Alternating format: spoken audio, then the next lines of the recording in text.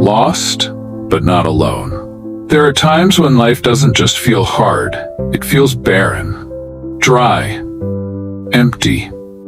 Like walking through a desert with no map, no clear direction, and no sign of rescue on the horizon. The wilderness isn't a metaphor in those moments. It's real, it's emotional, it's spiritual. And if you've ever found yourself there, wondering why the God who promised purpose seems to have gone silent, you're not alone. Scripture is filled with wilderness stories, not just moments of discomfort, but prolonged seasons where people wandered, waited, and wrestled with God. The wilderness is not the place of punishment many assume it is. It is the place of preparation. It's the ground God uses to strip away what we no longer need and anchor us in what will last. It's where He speaks, not always loudly, but clearly if we're willing to listen. Take the Israelites. They were delivered from Egypt with fire and miracles, signs that God was with them. But instead of walking straight into the promised land, they were led into the wilderness. Not for a weekend, for 40 years. Why? Because God wasn't just trying to get them out of Egypt, He was trying to get Egypt out of them. Their bodies had left slavery, but their minds were still enslaved. The wilderness was the crucible that would form them into a people who could carry promise well. You may be feeling like you're circling the same desert over and over, like the ground beneath you is dust and your prayers evaporate into silence. But don't confuse silence with absence. Don't mistake delay for denial. Just because the way isn't clear doesn't mean the way doesn't exist. God is a waymaker, and sometimes He leads you into the wilderness, not to punish you, but to purify you. In Deuteronomy 8:2, Moses reminds the people, "Remember how the Lord your God led you all the way in the wilderness these 40 years, to humble and test you in order to know what was in your heart." That testing wasn't cruel, it was revealing. It showed them what they really believed, and it prepared them for the weight of the land they were about to inherit. The wilderness exposes us. It brings up the fear, the doubt, the hidden places we've masked with busyness or performance. It makes us confront the things we thought we had healed from. But in that exposure, God does not condemn, He invites. He invites us to trust Him more deeply, to rely on His provision daily, not monthly, to know Him not just as deliverer, but as sustainer. Jesus, too, was led into the wilderness. Right after His baptism, right after the heavens opened and the voice of God declared Him beloved, He was led by the Spirit into the desert. For 40 days, to be tempted, to be tested, to hunger. But it was there, in the isolation and intensity, that His identity was solidified. Before He ever performed a miracle, Jesus faced the wilderness, and He emerged with authority. If the Son of God was not exempt from the wilderness, why should we be? The wilderness strips us. It quiets the noise. It removes the applause.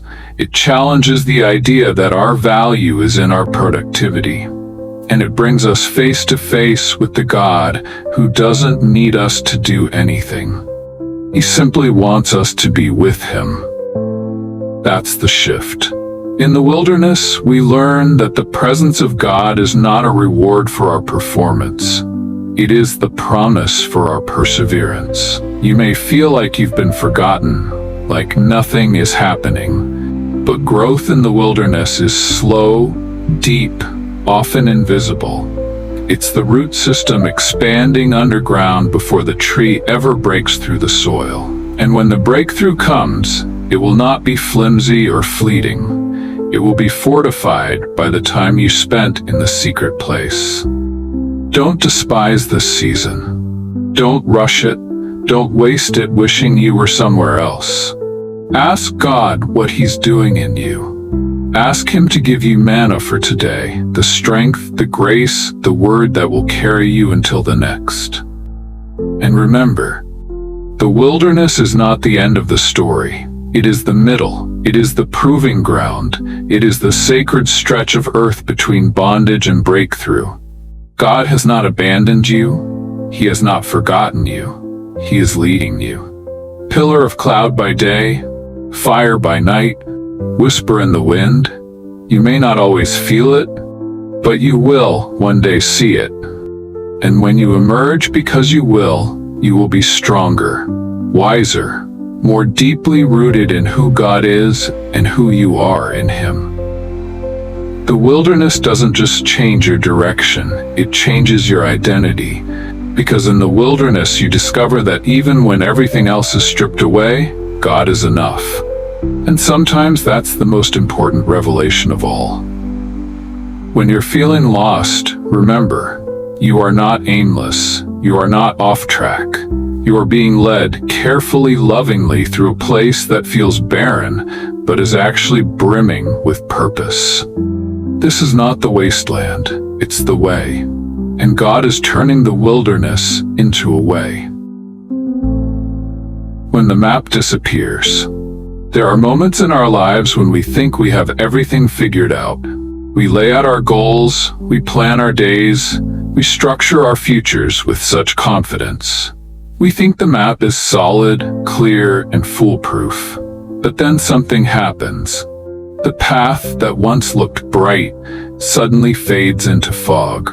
The relationships you depended on shift. The job you worked so hard for disappears.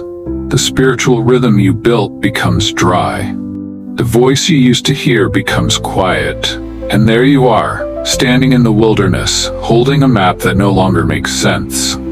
It's terrifying, it's disorienting, but it's also sacred. Because when the map disappears, you're finally ready to follow the guide. In Exodus 13, verse 17 to 18, God didn't lead the Israelites on the shortest path to the promised land. It says, when Pharaoh let the people go, God did not lead them on the road through the Philistine country, though that was shorter.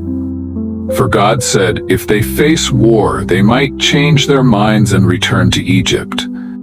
So God led the people around by the desert road toward the Red Sea. Isn't that incredible? God took the longer way, the harder way, because He knew what they couldn't see. The wilderness wasn't a mistake. It was mercy. You may feel like your life has taken a detour. Like the direct line you were following suddenly veered off into barrenness. But God is still leading you. He's just not consulting your map, He's drawing His own. The problem is we like clarity. We like control. We want God to give us step-by-step instructions. We ask for GPS-like directions. Turn left in 2 miles. Arrive at your destiny in 6 months. But God doesn't work like Google Maps. He works like manna. 1 day at a time, 1 instruction at a time, 1 revelation at a time. Why? Because if He gave us the whole plan, we'd either run ahead of Him or refuse to move at all. So He leads with presence, not prediction, with trust, not timelines. And that trust is forged in the wilderness. Look at Abraham. God told him to leave his country, his people, and his father's household, and go to the land He would show him. Not the land He had shown him. Not the land with clear coordinates. Go, God said, to the land I will show you. That means Abraham had to move without full understanding. He had to obey without details. And in doing so, he became the father of faith. You don't need a full map to move forward. You need faith. The kind of faith that walks when it's foggy, that obeys when it's uncertain, that prays even when heaven is silent. The wilderness will teach you that. Because when your plans fall apart, God's presence becomes your plan. When you no longer know what's next, you begin to trust who is next. God. The one who led you in will lead you out. Psalm 32:8 says, I will instruct you and teach you in the way you should go. I will counsel you with my loving eye on you. Notice that he's not distant. He's not indifferent. He's watching. He's guiding. But his guidance often comes in whispers, not shouts, in nudges, not neon signs. Sometimes he closes every door except the one you are afraid to walk through. Sometimes he allows the things you leaned on to crumble so that you'll finally lean on him.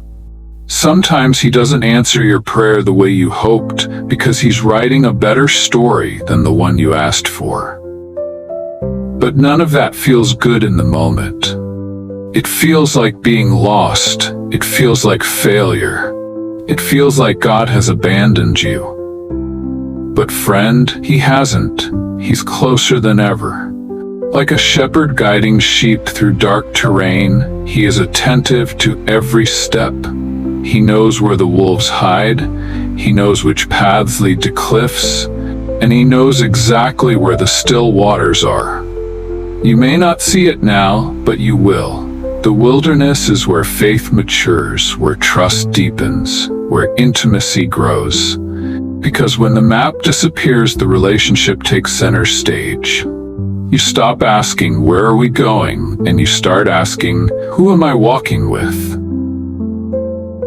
And that shift changes everything. Suddenly, the goal is no longer arrival. The goal is awareness. Awareness of his voice, awareness of his nearness, awareness of his character.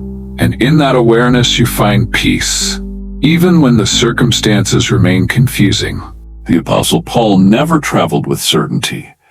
In Acts 16, he tried to enter several regions, but the Spirit of Jesus would not allow it. Eventually, he had a vision of a man from Macedonia begging for help. That's when he knew where to go, but until then, he was walking by faith, taking one step at a time, listening, adjusting, trusting. So can you. Let go of the map, cling to the guide. He's not lost, and you're not either. You're on holy ground, even here, especially here. God is not just getting you somewhere. He's making you someone, and that process happens in the wilderness. Let him lead. Let him write the story. Even when the map disappears, provision in the dry places. There is something unique about the wilderness. It's the place where we come face to face with our need. It's not just the physical thirst or hunger, it's the emotional and spiritual hunger that surfaces. In the wilderness, the distractions are gone, and the masks we wear so easily begin to fall away. What remains is a raw, unfiltered dependence on God. And in that space, he begins to show us who he is, not just as a God of power, but as a God of provision. Think back to the Israelites once again. They wandered through the desert for 40 years, and yet their clothes did not wear out. Their feet did not swell. Every morning they awoke to manna, bread from heaven. It wasn't gourmet, it wasn't flashy. It was just enough, every day. No more, no less. If they tried to store it for tomorrow, it would rot. Why? Because God wasn't just feeding their bodies. He was teaching them to trust him. He was teaching them to live in rhythm with his presence, not their preferences. He was breaking the addiction to control and replacing it with the discipline of dependence. And that's what he does with us. In the wilderness seasons of our lives, we often pray for abundance. We want relief. We want answers. We want breakthrough. But what God often gives is daily bread, a word that sustains us, a moment of peace in the chaos, a friend who shows up unexpectedly, a whisper of hope in the night. It's not always flashy, it's not always what we asked for, but it is always what we need. God doesn't give in bulk when he wants to teach us trust. He gives in doses, just enough for today. Because if we had everything we needed for the month, we might forget to seek him tomorrow. But when we need him daily, we draw near. We listen closely. We we walk humbly. The wilderness isn't just where God provides, it's where we learn to recognize His provision. It's where we stop measuring blessings by comfort and start measuring them by presence. It's where we realize that the greatest gift isn't what God gives, it's that He gives Himself. Jesus knew this too. After His baptism, He was led by the Spirit into the wilderness. For 40 days He fasted. He faced temptation. He was alone. And when Satan came to tempt Him, Jesus didn't respond with feelings or emotions. He responded with Scripture. Man shall not live by bread alone, He said, but by every word that proceeds from the mouth of God. That's the lesson of the wilderness, that the voice of God is more sustaining than physical bread, that the Word of God is nourishment. In your dry places, are you feeding your spirit or starving it? Are you chasing distractions or sitting with the discomfort long enough to hear what God might be saying? Are you asking for a way out or asking for a revelation in the middle of it? Because there is a difference between escaping the wilderness and emerging from it transformed. One comes from resistance, the other from surrender. God's provision in the wilderness isn't always about changing your environment. Sometimes it's about changing your perspective. Instead of asking God, why am I here? What if we asked God, what are you showing me here? Elijah, after facing exhaustion and despair, ran into the wilderness and collapsed under a tree. He prayed that he might die. But instead of scolding him, God sent an angel to provide food and water, twice. And after that nourishment, Elijah was strengthened to continue his journey. The provision didn't change the situation, but it changed Elijah. Maybe God is doing that for you. Maybe the manna you're receiving right now doesn't feel like enough, but it is. Maybe the prayers that seem unanswered are actually being answered in ways deeper than you imagined. Maybe the silence is sacred space where your soul is growing roots. God's provision often looks like quiet strength, like peace that doesn't make sense, like endurance when you thought you'd quit, like breath in your lungs when the weight felt too heavy. Don't miss the miracles because they're not dramatic. Don't miss the provision because it's packaged in simplicity. God is with you. He's feeding you. He's holding you up. He's giving you just enough, not to punish you, but to preserve you, to prepare you, to position you. You're not just surviving the wilderness, you're being shaped by it. And one day you'll look back, not with resentment, but with reverence.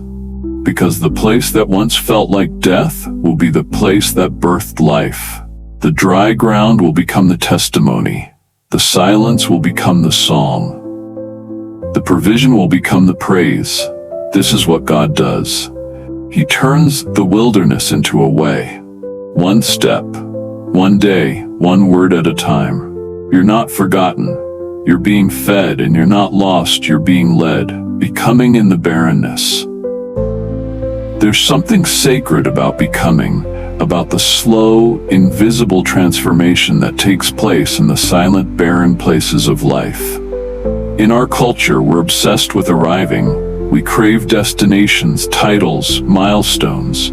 We long for fruit, for results, for evidence that what we're doing is working. But God isn't obsessed with your arrival. He's committed to your becoming. And becoming happens in the wilderness. The wilderness is where the surface things are stripped away. It's where comfort loses its grip, where applause fades, and where your heart is laid bare before the God who sees all and loves you still. It's the place where identity is forged, not from what you do, but from who you are in Him. Moses spent 40 years in the wilderness, not just wandering, but becoming. He was once a prince of Egypt, powerful and privileged. Then he became a fugitive, hiding in obscurity. But in that hidden place, God was doing holy work. He was shaping the heart of a leader. A man who once led with force would now lead with humility. A man who once acted in anger would now listen with patience. The wilderness stripped Moses of self-sufficiency and filled him with holy dependence. Your wilderness may feel like punishment, but it could be preparation. It may feel like a setback, but it might be setting you up for something bigger than you can imagine. Don't despise the hidden seasons. Don't rush the process. Don't resist the pruning. Jesus said in John 15 that every branch that bears fruit, the Father prunes so it will bear even more. Pruning is not punishment. It's positioning. It's God removing what will weigh you down so you can grow higher, deeper, stronger. It's His mercy, not His wrath. In the wilderness, we unlearn the lies. Lies that say our worth is in our performance. Lies that say our value is based on others' opinions. Lies that say we have to earn God's love. All those lies begin to wither in the dry heat of the desert, and in their place, truth begins to grow. You are not what you do. You are not what you have. You are not what others say about you. You are who God says you are. You are beloved. You are chosen. You are enough, not because of your effort, but because of His grace. Becoming isn't flashy. It's often unnoticed by others, but it's seen by God, and it's in those quiet, barren spaces that He whispers identity, that He calls you by name, that He anchors you so deeply in His love that no storm can shake you later. Think about David. Before he was a king, he was a shepherd, alone in the fields, forgotten by his family. But in those fields, he wasn't just tending sheep. He was learning to worship, learning to fight, learning to trust. The battles he would one day face as king were won first in the hidden place. The wilderness became his training ground. Your wilderness can be your training ground too. This is where character is formed, where integrity is tested, where faith is refined. And if you allow God to do His deep work in you now, you'll be ready when the doors open later. Because success without character leads to collapse, but success built on surrender leads to legacy. God is more interested in who you're becoming than in what you're producing. He's not just preparing the path for you, He's preparing you for the path. The wilderness exposes what's inside. It's uncomfortable, but it's necessary. Because the version of you that walked into this season may not be the one who can carry the promise. Let God do His work. Let Him chisel away the fear. Let Him strip the pride. Let Him strengthen the places that feel weakest. Becoming takes time. It's messy. It's humbling, but it's holy. And one day you'll step into a season of fulfillment, not as someone who stumbled into it, but as someone who was shaped for it. You won't just reach the promise, you'll be ready to steward it. So if you're feeling stuck right now, take heart.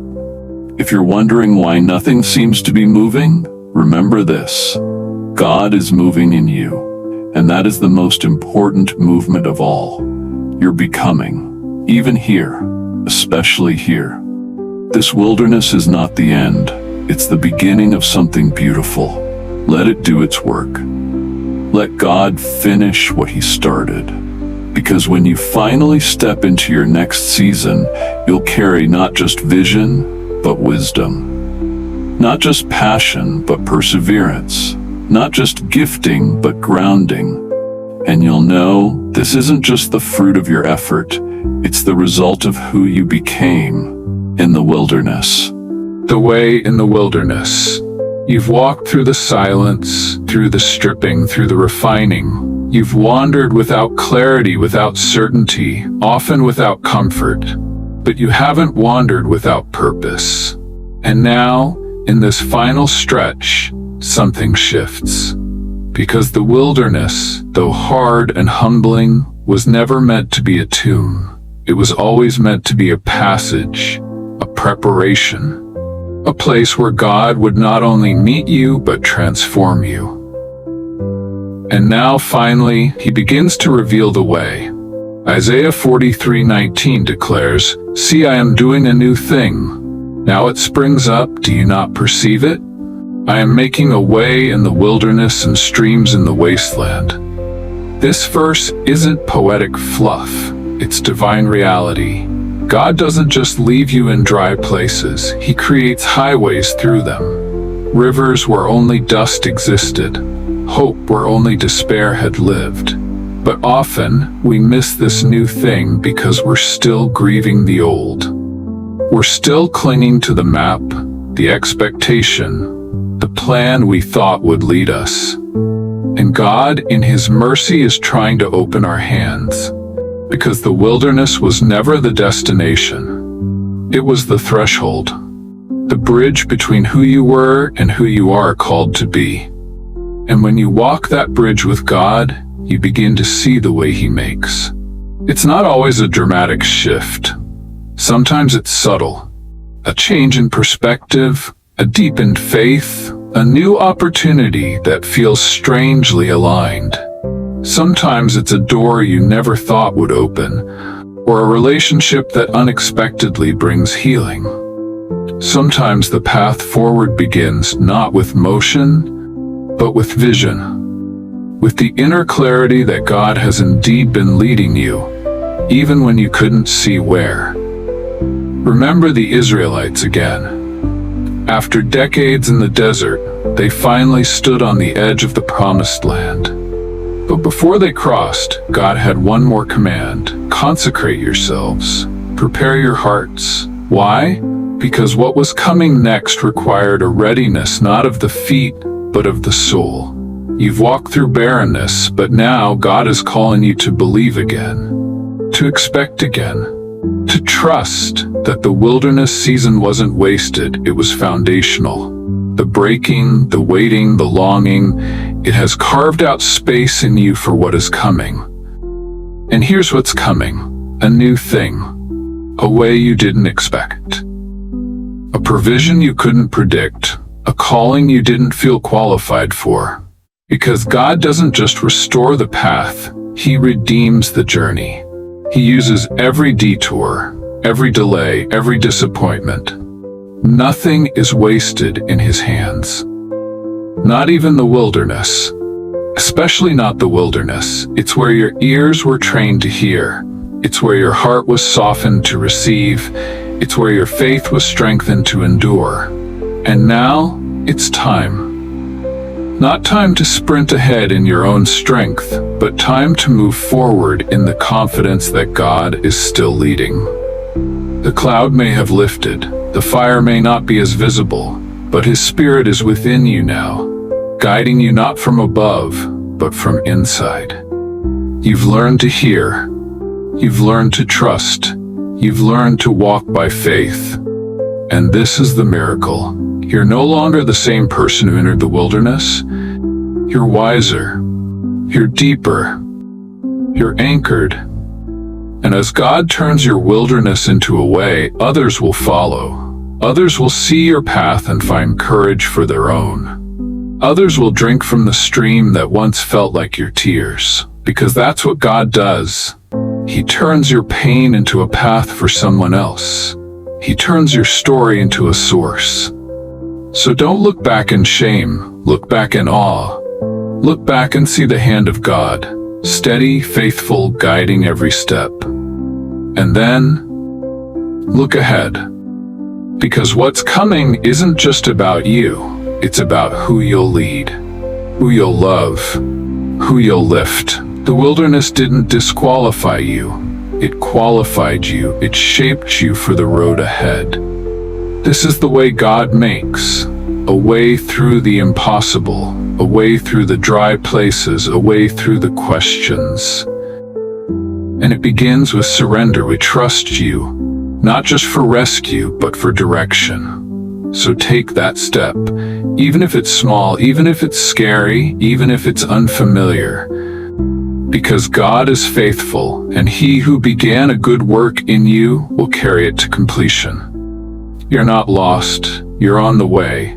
The wilderness was real, the lessons were hard, but the promise still stands. And God, He's not just the God of the mountain. He's the God who meets you in the valley. He's the God who speaks in the silence. He's the God who feeds in the famine. He's the God who makes a way even here. Even now, let Him lead you. Let Him show you the way. Because you were never really lost. You were just being led. And now, you're ready to walk. Amen.